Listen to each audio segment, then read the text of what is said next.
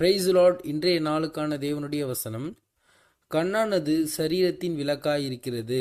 உன் கண் தெளிவாயிருந்தால் உன் சரீரம் முழுவதும் வெளிச்சமாயிருக்கும். மத்தேயு 6:22. என்னது, ஆண்டவராகிய இயேசு கிறிஸ்து சொல்றாரு, உங்க கண் தான் உங்க சரீரத்தின் விளக்கா இருக்குது. உங்க கண் தெளிவா இருந்துச்சுன்னா உங்க சரீரம் முழுவதும் வெளிச்சமா இருக்கும்.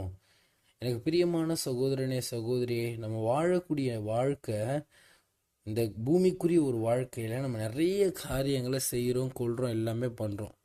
அது எல்லாத்துக்கும் மிகவும் ஒரு முக்கியமான ஒரு நம்ம அங்கமாக இருக்கிறது என்னது? கண். ஏன்னா இந்த கண்களை பற்றி இன்னும் ஆராய்ச்சி செய்து கொண்டு வராங்க.